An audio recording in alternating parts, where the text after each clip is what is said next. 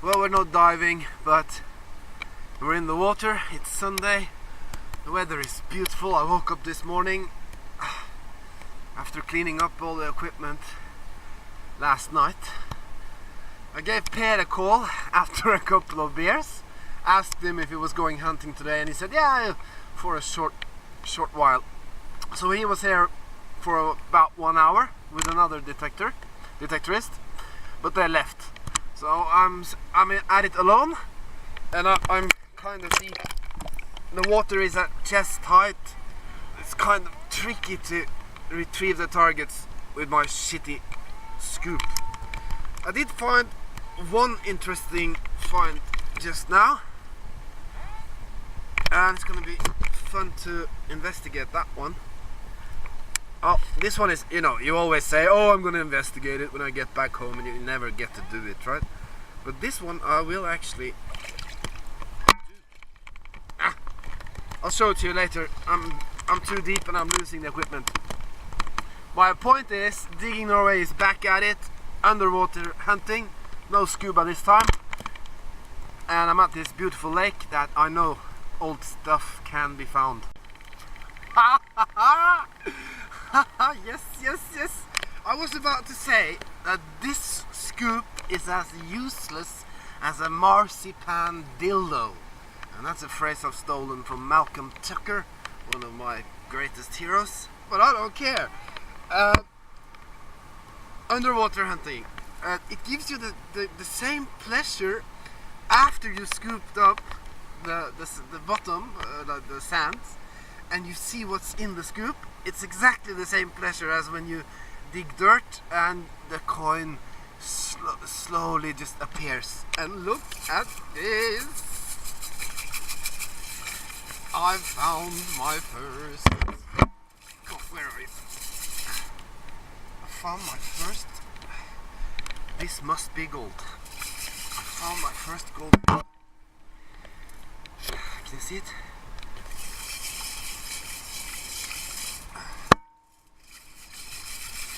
Come on. It must be gold. I think it's a wedding band. Let me have a closer look. Come back at I can't even talk. Come back at you. I'm not even annoyed by the screaming children in the background. I'm totally paralyzed. It has an inscription. It says 585. Is that gold? I have no idea. It has an inscription and a date. It says "Your Karin," and it's from 63. I think it's May, some date in May 63. A lot of people get married in May, right? So if you married Karin in 63 and you can tell me the exact date, I'll gladly return it to you. I moved my way to more shallow waters, and that makes it a lot easier to retrieve the targets. This is my first 5-øre Håkon the 7th in fresh water. It looks a lot better than when you dig it from the dirt. It's 1952. Let's check that out. That must be some of his last years. Well, found another ring, and it's silver. It's got this nice design.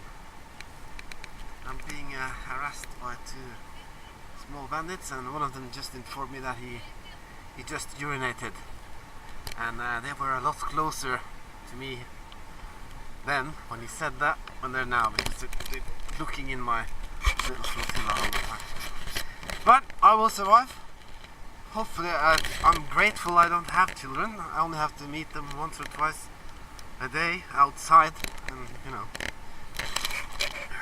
can't ban them, and we've all been children once, but there's just something about the...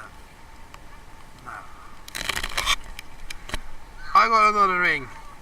Shut up, you kids. That's very nice. I'm still at it. I don't know, I've been there 4 hours. I'm working on the deep end again. And I got 2 beautiful signals out there, but it was so deep I had water to my neck. I couldn't retrieve them. God damn it. But here we have a small little piece. I think it's a small ring. Maybe it's silver. It was a screamer. So I'm pushing it. I'm trying to sometimes I need a weight belt. Next time I'll bring a weight belt, because this wetsuit is quite thick and it gives a lot of buoyancy. A weight belt to hold me down, and that will give me extra capacity. But we got another ring. That's 3 today, is it? Great.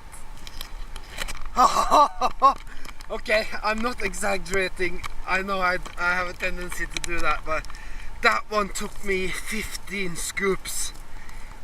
And it was a deep signal. I thought first that it was a bottle cap, but it was the tone was a bit harder. The bottle caps is like wooz wooz. This one was more like doo boo. I think this is gold, and it's a big one.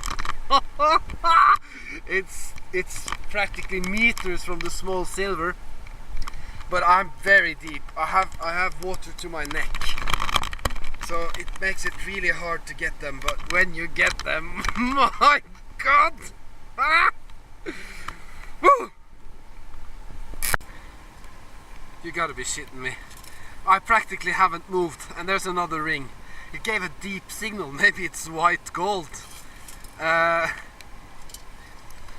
Maybe I've found one of those places that I read about in that advanced underwater techniques about the local currents bringing objects of the same weight to some areas.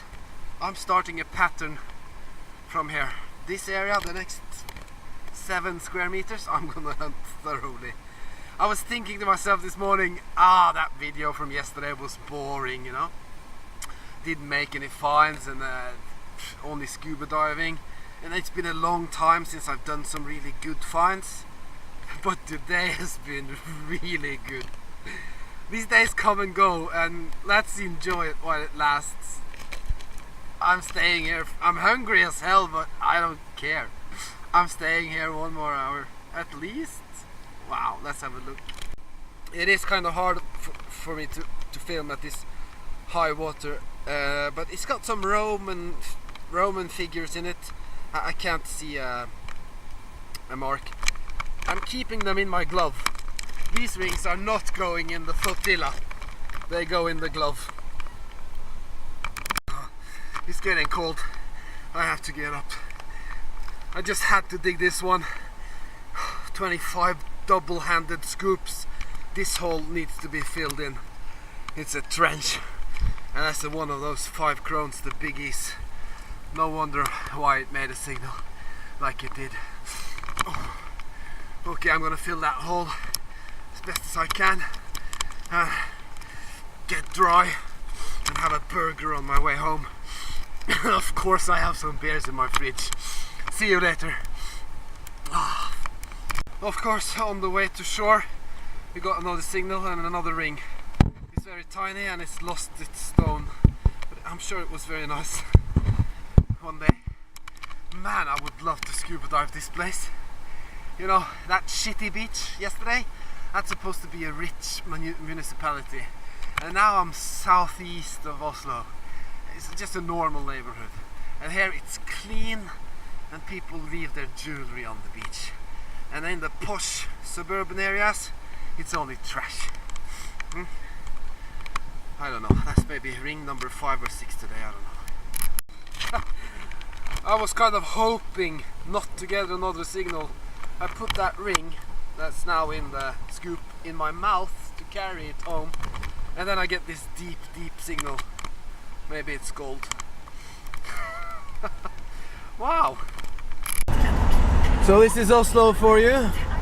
Right now it looks like a construction site, and that is because we are in the middle of the biggest project of reurbanization in the history of this city.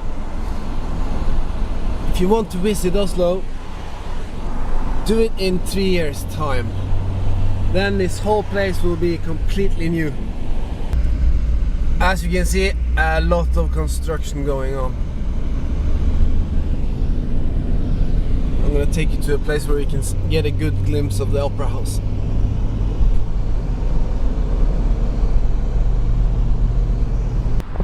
Now I have parked my car extremely illegal, so I have to do this quick. But that's the new opera building, and the architectural idea is that it's supposed to resemble an iceberg that kind of floats on top of the ocean. It's a very popular place to go because you can actually walk on the roof, and it costed about 800 million US dollars to build it. And it goes in line with the ocean. Now in 2 years' time, this road will be in a tunnel under the fjord. So this will be a much nicer place. So this area, this whole area will be integrated with the city center down there.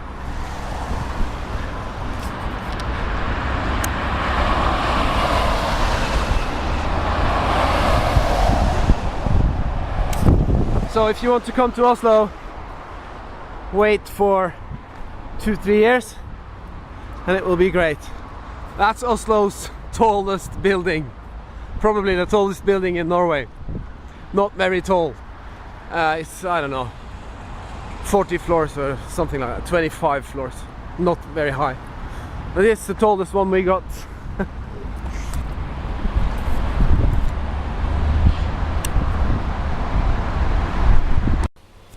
I've practically just walked in the door and put the wetsuit in the shower.